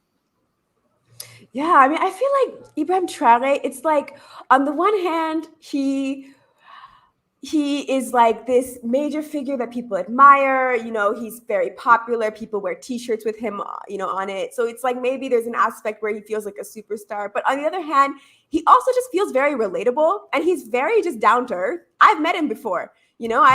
I've met him. I've shaken hands with him. We have a Young Pioneer program at the Thomas Sankara Center, and so our young pioneers all met him and greeted him with the pioneer salute from that Thomas Sankara came up with in the 80s, and we all, hung out and took pictures, and he's cool. Like, he's just down to earth in my experience, and he's accessible as well. Like, organizations don't have a hard time connecting with him. And if you want to like have meetings with him, it's definitely possible. He's always going out and like having these public forums, talking to the people. And so I don't know, I think it's a very different dynamic from what we see with other presidents. Burkina Faso is a very, very young country. I think the average age is either 15 or 17, something around that. The vast majority, like 50% or more of the country, is under 18, something like that. I might be missing the statistics up, but not too much. It's a very, very young population. And so I just think having this like younger president that's just relatable, and also talking about anti-imperialism though, and like talking about what the reality is of Burkina Faso, honestly. And he's also been somebody who's just like, we haven't had a president that's been this honest, an African president that's been this honest in decades. I mean, when's the last time we had an African president saying things like, the West lied about the Iraq war, they lie about everything, but that's what he's saying. This is the president that's saying that, this is a continent full of lackeys and people who are kissing up to the West, kissing ass, and we're not accepting it. Like, we don't have presidents that are speaking this way and calling out other countries, calling out other leaders, and he's doing it. He's so honest and he's so bold about it. And I admire that. Some people are like, oh, he shouldn't do that. He shouldn't speak that way. It's dangerous. But it's like, it is dangerous. But this is why we admire Sankara, right? And this is why we admired Cabral and the others. It's because they're honest. I think about how Cabral said, hide nothing from the masses of our people. And that this is what I get from Ibrahim Traoré. He's willing to point fingers and say, why are countries like, for example, Cote d'Ivoire, Ivory Coast next door, working with France and trying to destabilize, the Sahel? Why is Benin now collaborating with France? They're trying to build like new centers of destabilization with the United States and with French involvement. And he's willing to say it and like name those names. And he's willing to say things like, you know, France is like lying or like, and this is another thing, even other leaders of the AES, like Mali, for example, they're willing to just be bold and come out. I mean, this was something that really, like, this is when I started to realize, okay, things are changing out here. This was, I think, 2022, right after the coup happened in Mali. They give their prime minister at the time gives a speech at the UN General Assembly and says, hey, like France is actually supporting terrorism. Like France is they're actually giving support to the terrorists.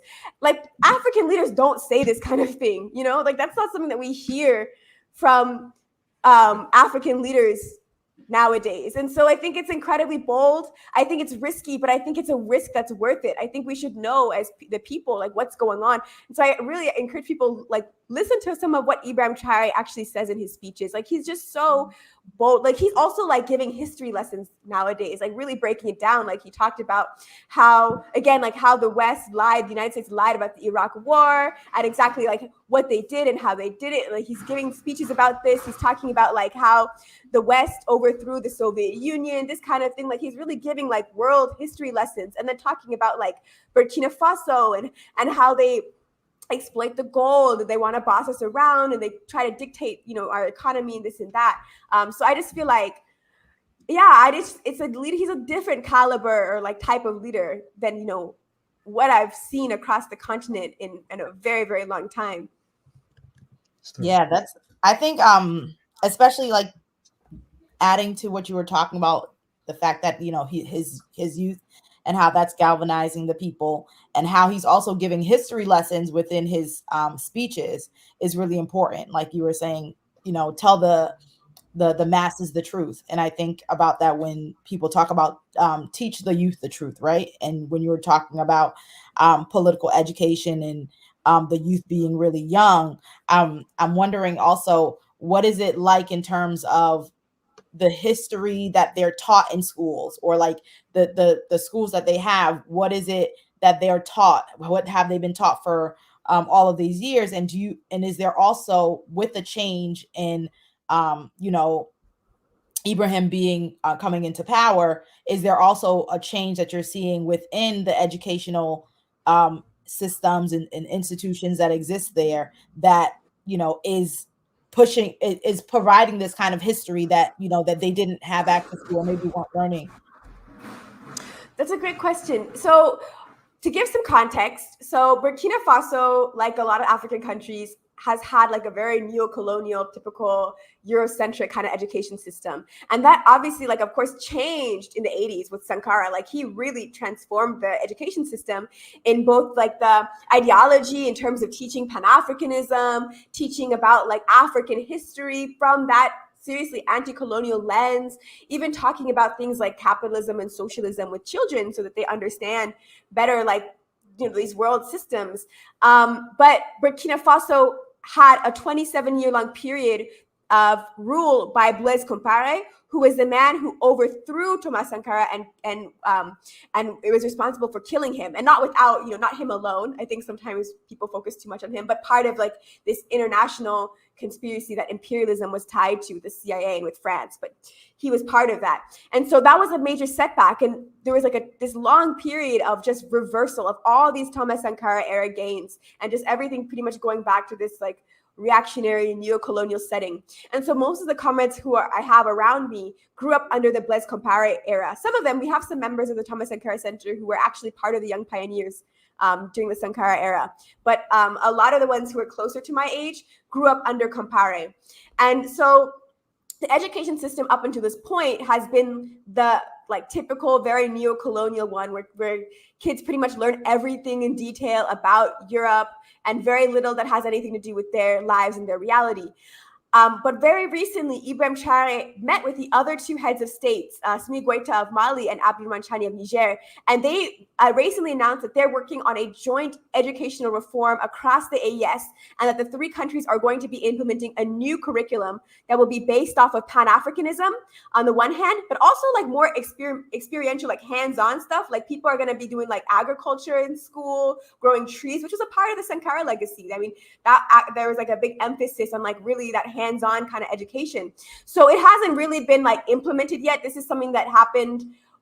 This is actually this past month, or during August, they basically had that meeting where they basically announced like the 3 countries are going to be going at this like new educational transformation together, with a shared curriculum and this shared emphasis on teaching kids African unity and teaching kids also like more just like hands-on stuff. Absolutely. I think that's amazing, especially I do a lot with education. I used to be a social studies teacher and all that other stuff, and I'm still, working in the education field. So I think, especially thinking about African-centered education, and when thinking about how on the continent, that on the African continent, that you would not be learning about the history of your own people over the history of another foreign invaders, or those who imperialized and oppressed and did horrendous things to your people in your country. So I think that them doing that is amazing. I think when you were talking about how necessary it is to get the literature, how we can exchange from out here in terms of those who are in the diaspora, how we can help to get that information in there. And it sounds like also too, there's a lot that we can learn from even the way that the people are organizing. And it makes me even think in the youth, makes me think of, we were just talking about, the Black Panthers and how young, when the Black Panthers, they were organizing, how young they were. And you see those parallels across the context of where Black people are and where we are in terms of, our shared struggle and what needs to be done. I would love to add on to what Natasha was saying, and indeed, just matter of fact, I think the 3 of us are all educators in some way, form. I'm not currently teaching at school right now, but I taught 9 years myself, and just looking at what it is, I'm sitting here I'm in awe, because for one, I'm loving what's going on in the Sahel, and then to hear from someone that is, you're not a propagandist. You don't have any skin in the game. It's not like, I was born and raised here, and and this is all great, and this is, what I'm saying, my form of nationalism, so on and so forth. There's someone who is somewhat living the dream of what a lot of folks who repatriate and who these expats that end up over on the continent, I think it's the thing that they've been looking for. So many folks, and we talked about Ghana the other day, our brother Daruba and I and us, and how so many folks are duped into believing that you're getting an experience that you're not necessarily getting, because they're still in bed with the state. They're still in cahoots and collaborating with the U.S. government, with the EU, with NATO, the UN, etc. But to hear this here, it sounds great. On the actual center itself, you talked about political education. Are these public political education classes? And if they are you broadcasting them, or are you sharing them here in the States at all? Or is it just, you've just been inside of the building more or less? So we have different forms of political education. So for the really young folks, the children, we have the Young Pioneer Program. And they come to the Thomas Sankara Center twice a week. And we do all sorts of activities with them. We play games, but we also talk to them about imperialism, neocolonialism, Pan-Africanism. They know about people like Nkrumah, Lumumba, Malcolm X, Asada. We talk to them about all of these important people. Now, for the grown folks, we have a couple things. So we have a work study circle, which is tied to the All-African People's Revolutionary Party. And so that one's a little bit more internal. And that's where we're reading, for example, How Europe Underdeveloped Africa Collectively as a Group. But then we do like all sorts of public events, like we have film screenings, we have workshops and seminars, and sometimes just like, I don't know how else to classify them other than events. I guess we do like panels, all sorts of different things like that. And I will say we've done them mostly in person. We haven't really used as much we haven't really done as much like live streaming stuff. I'll be honest, like I think in terms of like technology use, it's just not like as advanced as like in the US. Like for example, we've done like basic sort of computer skills training stuff recently, where some of our members are learning how to use things like Microsoft Word and PowerPoint. So people haven't really grown up as much like with this kind of technology, but we've been trying to do like, what I try to do honestly is I try to get my comrades on calls like this one, and I try to like translate, like interpret for them so that they can speak to people like in the US in terms of what's going on and give those kinds of updates. So we do a lot of stuff like that, where, you know, we'll come on different programs and, you know, I have people who are from Burkina and who grew up there. I'll just like translate back and forth. So that way people in, you know, the snakes and other parts of the world can have more access to what's actually happening from their perspective as well. No doubt. I would like to invite you to Black Power Media for a weekly or monthly, whatever you all are willing to do, update on what's going on in Burkina Faso, also with the Thomas Sankara Center as well. You know, I think it would be a great addition. Again, we, as Fernando mentioned, we are an international platform, and we want to open up the platform to you and others like you throughout the diaspora because we feel it's necessary. So definitely, you know, you have an open invitation. You know, if you all wanted to pre-record anything or whatever the case is, I think it's absolutely necessary to get this information out, and also do cross-political education pieces with the various organizations throughout the diaspora. So I want to, you know, give you that invitation, you know, while you're on the line, so we don't forget, you know. So that's really important. I mean, I think it's so important to have like a very strong Pan-African, you know, focus to all of this work. You know, we're struggling for Black power, and you know, for example, Kwame Ture said that Pan-Africanism is the highest stage of Black power, and so I think it's just so important. And I think so it's so hard oftentimes to get perspectives from the continent, you know, for a lot of reasons. I mean, some of it is like, I'm glad, for example, today I'm having a good internet day, but there's days where it's like, it's hard, you know, it's like, I can't even like stay consistently on a call because it's dropping. I just think, you know, it's hard. And then there's language barriers, this and that, but I think it's part of the struggle in terms of what we have to do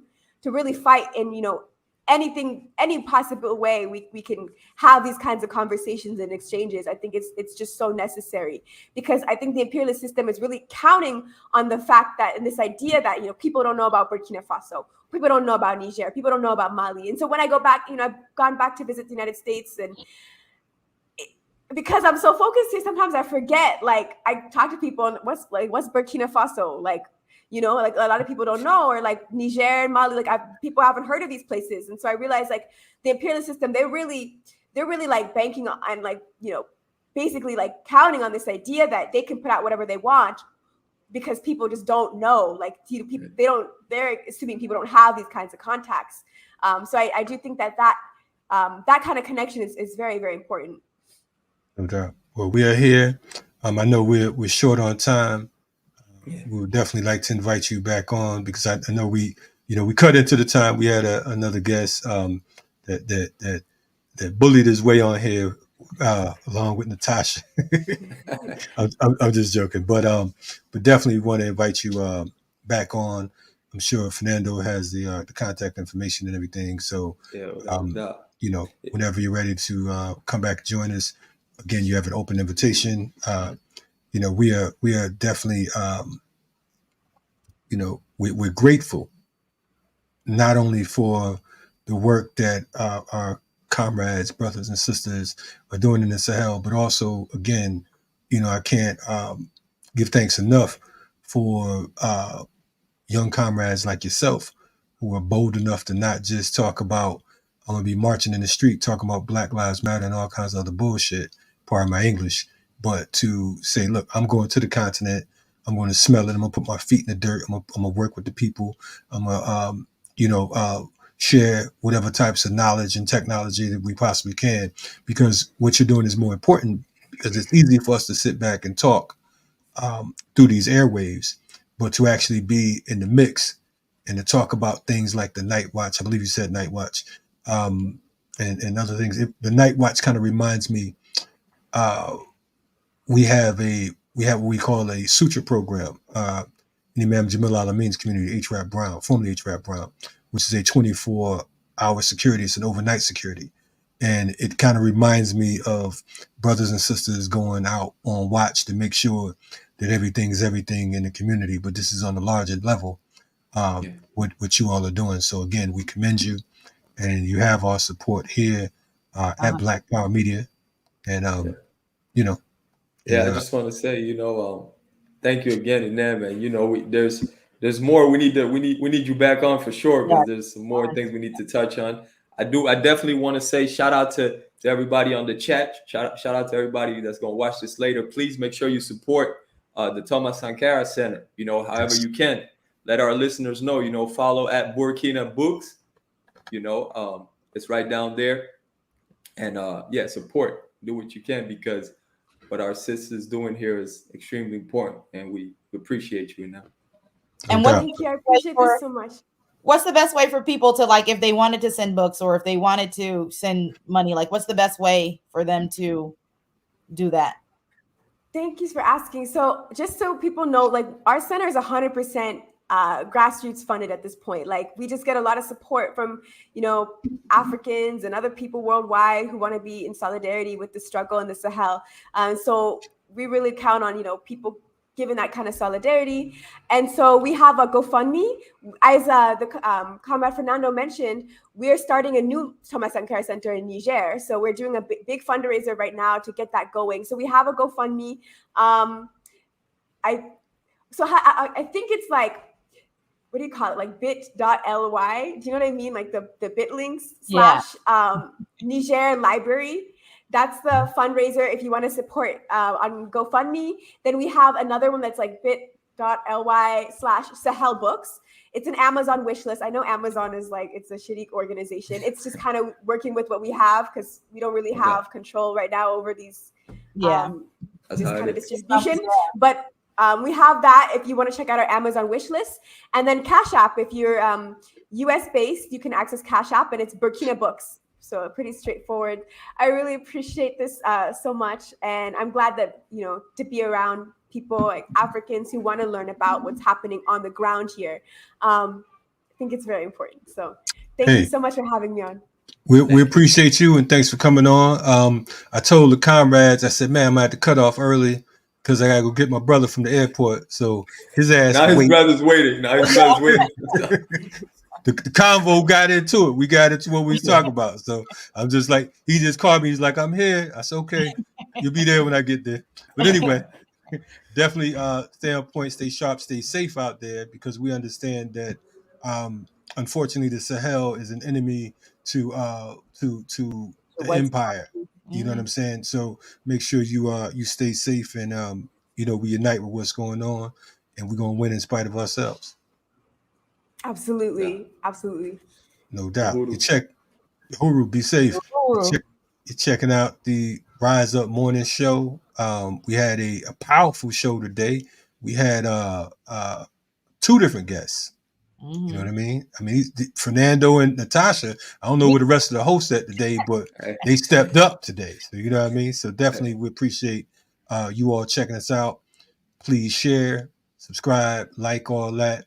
Unfortunately, we out of time. Have a powerful weekend. Make sure if you're in New York, where they supposed to be at, Natasha? They're supposed to be at the People's Forum tonight, and also Curb Fest tomorrow. Okay, People Forum for the Russell Maroon Shoatz book launch, and at the People's Forum tomorrow for and in Brooklyn tomorrow for Curb Fest. In Brooklyn for Curb Fest. Let me see what I can talk about in Atlanta. What's going on in Atlanta this week? Yeah, in Atlanta. It don't seem like much is happening. Sorry. No. Whatever. 1 p.m. in Atlanta on Saturday. Tomorrow, make sure you check out Black Men Build will actually be in Atlanta. You know what I mean? So we'll be building with some of those brothers and sisters from that particular camp. Make sure you check out our organization. Stay strong. Stay on top of the world. Till next time, rise up. Rise up. Rise up.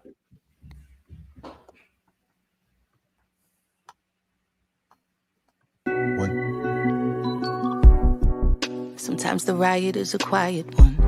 Well, the battle is to love yourself and function in society where voices of reason are muted by anxiety, like gaining notoriety is selling your soul. So we tend to go no deeper than the shallow water level, trying to keep us overhead in the face of all the slurs and the stares, until they frozen, paralyzed by fear of failure and success. So we lock